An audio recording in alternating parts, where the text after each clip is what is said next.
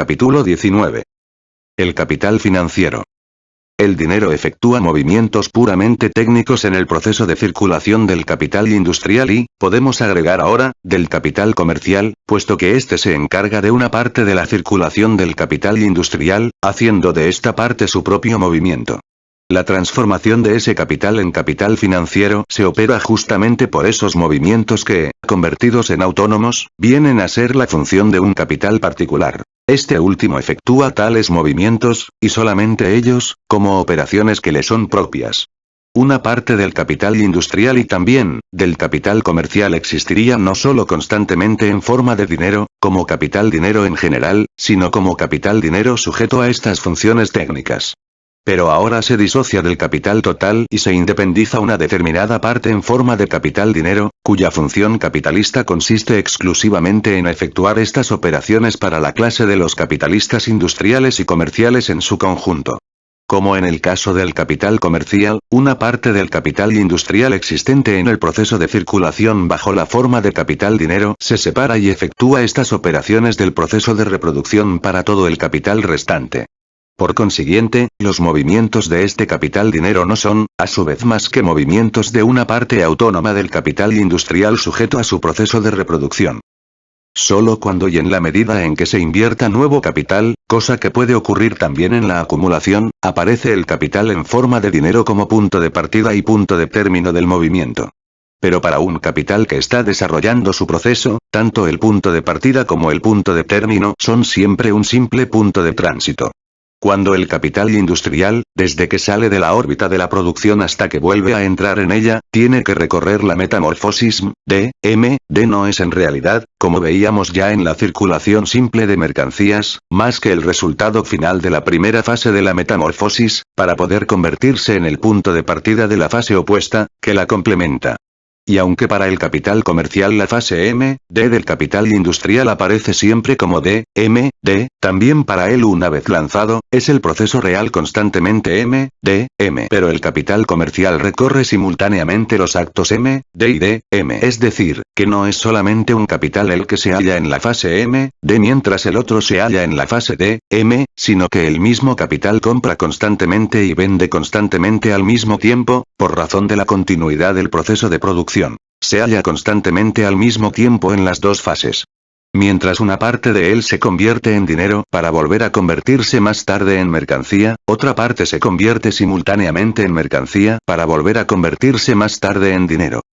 El que el dinero funcione aquí como medio de circulación o como medio de pago dependerá de la forma del cambio de mercancías. Tanto en uno como en otro caso, el capitalista tiene que desembolsar constantemente dinero a muchas personas y recibir dinero en pago de muchas personas. Esta operación puramente técnica de pagar e ingresar dinero constituye de por sí trabajo, el cual, cuando el dinero funciona como medio de pago, supone operaciones de contabilidad, actos de compensación. Este trabajo es un gasto de circulación, no un trabajo creador de valor. Y se reduce haciendo que sea realizado por un sector especial de agentes o capitalistas a cuenta de la clase capitalista en su conjunto. Una determinada parte del capital tiene que existir constantemente como tesoro, como capital dinero potencial, reserva de medios de compra, reserva de medios de pago, capital inactivo, que permanece bajo la forma dinero en que ha de ser empleado. Una parte del capital refluye constantemente bajo esta forma. Esto impone, aparte de los consiguientes cobros, pagos y operaciones de contabilidad, la necesidad de conservar el tesoro, lo que constituye a su vez una operación especial. Es, pues, en realidad, la constante reducción del tesoro a medios de circulación y a medios de pago, para volver a formarlo a base del dinero obtenido de las ventas y de los pagos vencidos. Este movimiento constante de la parte del capital existente como dinero, separada de la función misma del capital, esta operación puramente técnica, es la que ocasiona trabajo y gastos especiales. Gastos de circulación. La división del trabajo impone la necesidad de que estas operaciones técnicas condicionadas por las funciones del capital, en la medida en que son posibles para la clase capitalista en su conjunto, se efectúen como funciones exclusivas de un sector especial de agentes o capitalistas, o se concentren en sus manos. Se trata, lo mismo que en el capital comercial, de una división del trabajo en un doble sentido. Estas operaciones se convierten en una rama particular de negocios y en cuanto al mecanismo de dinero de toda la clase, se concentran y se ejercen en gran escala. Esto hace que se establezca una nueva división del trabajo dentro de esta rama, de un lado, por medio de una división en distintas ramas independientes, de otro lado, por el perfeccionamiento del lugar de trabajo dentro de estas ramas, grandes oficinas, numerosos contables y cajeros, una división del trabajo muy desarrollada. Pagos de dinero, cobros, compensación de balances, cuentas corrientes, depósitos de dinero, etc., separados de los actos que hacen necesarias estas operaciones técnicas, convierten el capital desembolsado para estas funciones en capital financiero. Las distintas operaciones de cuya autonomía en negocios especiales surge el comercio del dinero, se derivan de los distintos conceptos del dinero mismo y de las funciones que tiene que realizar también el capital como capital dinero. Ya dejamos expuesto más arriba cómo el uso del dinero se desarrolla originariamente en el intercambio de productos entre distintas comunidades. El comercio del dinero, el comercio que se hace con la mercancía dinero, se desarrolla, pues, tomando como punto de partida el tráfico internacional. Desde el momento en que existen diversas monedas nacionales, los comerciantes que hacen sus compras en países extranjeros se ven obligados a cambiar la moneda de su país por moneda local y viceversa, o bien a cambiar diversas monedas por plata u oro puro sin amonedar como dinero universal. Surge así el negocio cambiario, que debe considerarse como una de las bases naturales del moderno comercio del dinero. Sobre esta base se desarrollan los bancos cambiarios, donde la plata, o el oro, funciona como dinero universal, ahora como dinero bancario o comercial, a diferencia de las monedas corrientes. El negocio cambiario, considerado como una simple orden a pagar por el cambista de un país a otros para ser hecha efectiva a un viajero, se había desarrollado ya en Roma y en Grecia teniendo como germen el negocio del cambista en sentido estricto. El comercio de oro y plata como mercancías, materia prima para la elaboración de artículos de lujo, constituye la base natural del comercio de lingotes, bullion trade, o del comercio que sirve de vehículo a las funciones del dinero como dinero universal. Estas funciones, como hemos expuesto más arriba, libro 1, capitán 3, c. pp. 106, 109, son dobles. Circular entre las distintas órbitas nacionales de circulación para la compensación de los pagos internacionales y en las emigraciones de capital dado a intereses y, además, el movimiento que arranca de las fuentes de producción de los metales preciosos a través del mercado mundial y la distribución de estos metales entre las diversas órbitas nacionales de circulación. En Inglaterra, durante la mayor parte del siglo XVII, la función de banqueros era desempeñada todavía por los orfebres. No hemos de entrar a examinar aquí cómo se desarrolló posteriormente el régimen de compensación de los pagos internacionales en el comercio mundial, etc., y prescindiremos también de todo lo que se refiere a las operaciones sobre títulos y valores, en una palabra, de todas las formas especiales del sistema de crédito, pues se salen del problema que estamos estudiando aquí. Considerado como dinero universal, el dinero de cada país pierde su carácter local. Una moneda nacional se expresa en otra hasta que todas ellas se reducen a su contenido en oro o plata, a la par que estos, es decir, las dos mercancías que circulan como dinero universal, deben reducirse a su relación mutua de valor, la cual varía constantemente. Esta operación mediadora se convierte en el negocio específico del comerciante en dinero. El negocio del cambista y el comercio de lingotes de oro y plata son de este modo las formas primitivas del comercio del dinero y surgen de la doble función del dinero, de una parte como moneda nacional, de otra parte como dinero universal. Del régimen capitalista de producción y del comercio en general, incluso bajo el régimen de producción precapitalista, se desprende. Primero, la acumulación del dinero como tesoro, es decir, ahora, de aquella parte del capital que tiene que existir siempre bajo forma de dinero, como fondo de reserva de medios de pago y medios de compra. Es esta la primera forma del tesoro, forma que reaparece en el sistema de producción capitalista y que se presenta siempre en el desarrollo del capital comercial, al menos para este. Y ambas cosas son aplicables tanto a la circulación interior como a la internacional. Este tesoro circula constantemente, se derrama sin cesar en la circulación y se reconstituye constantemente refluyendo de ella. La segunda forma del tesoro es la del capital ocioso momentáneamente inactivo en forma de dinero, del que forma parte también el capital dinero nuevamente acumulado y aún no invertido. Las funciones que necesariamente se derivan de este atesoramiento como tal son, en primer lugar, su conservación, su contabilidad, etc. Segundo, Esto lleva aparejados los desembolsos de dinero en las compras, los cobros en las ventas, los pagos y los ingresos, el contar y recibir los pagos, las compensaciones de pagos, etc. Son todas ellas operaciones que, ante todo, el banquero realiza como simple cajero por cuenta del comerciante y del capitalista industrial. El comercio del dinero se encuentra completamente desarrollado, incluso desde sus primeros comienzos, tan pronto como a sus restantes funciones se asocian las de prestar y tomar dinero a préstamo y el comerciar con el crédito. A esto nos referiremos en el capítulo siguiente al tratar del capital a interés. El mismo comercio en lingotes, el traspaso de oro o plata de unos países a otros, no es más que el resultado del comercio de mercancías, y se halla determinado por el curso del cambio, el cual expresa el estado de los pagos internacionales y del tipo de interés en los distintos mercados. El comerciante en lingotes de oro y plata, como tal, solo sirve de vehículo a los resultados de eso.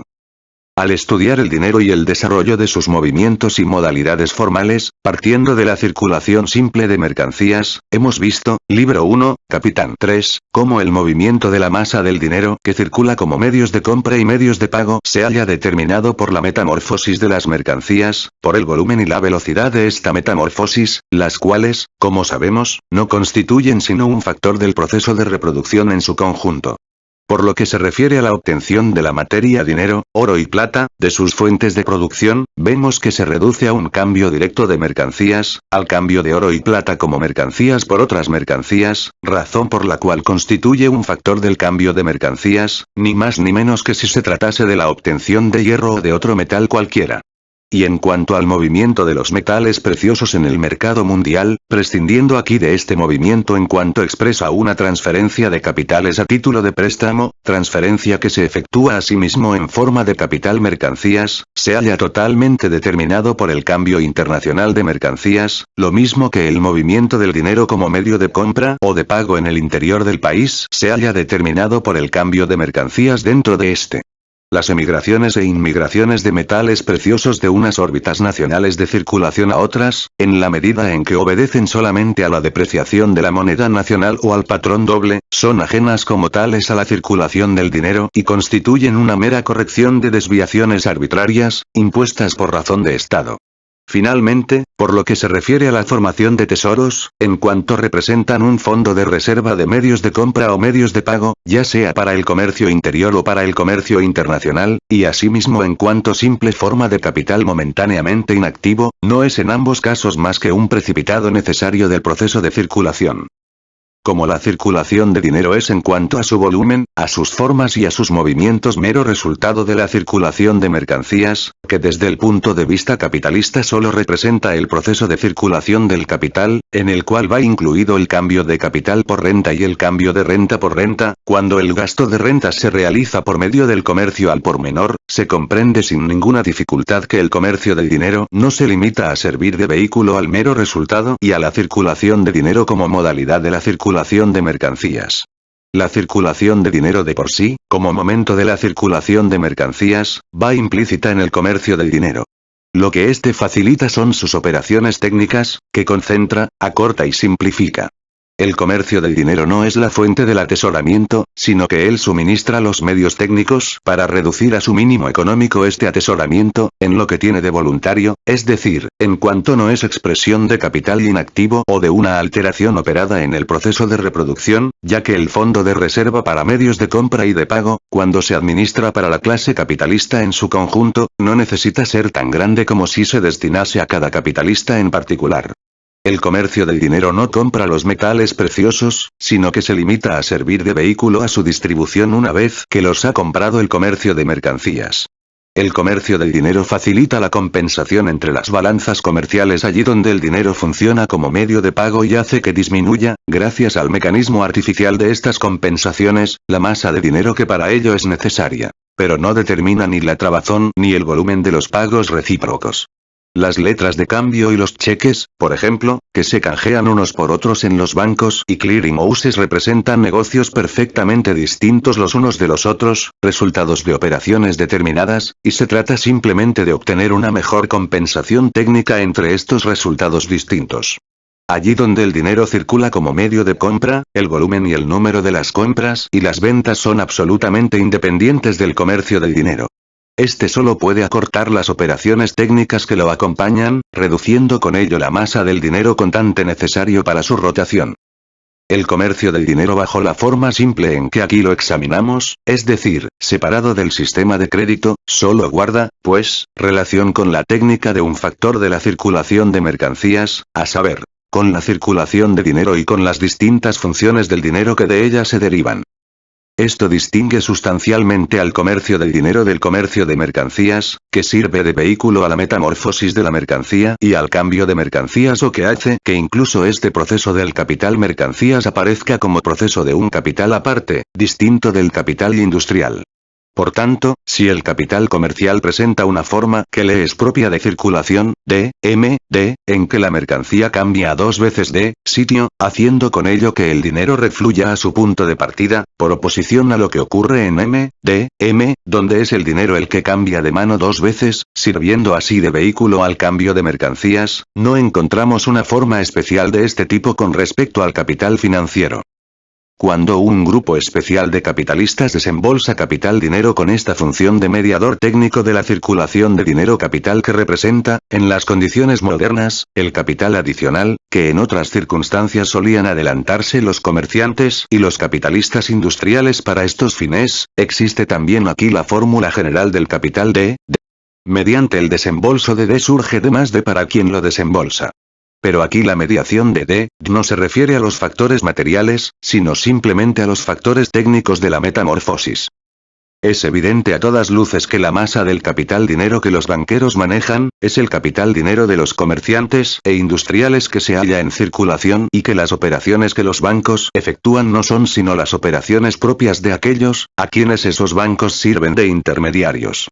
Y asimismo es evidente que su ganancia no representa sino una deducción de la plusvalía, puesto que solo tratan con valores ya realizados, aunque solo aparezcan realizados bajo forma de títulos de créditos. Se reproduce aquí, lo mismo que en el comercio de mercancías, una duplicidad de funciones, ya que una parte de las operaciones técnicas relacionadas con la circulación del dinero tienen que ser realizadas por los mismos comerciantes y productores de mercancías.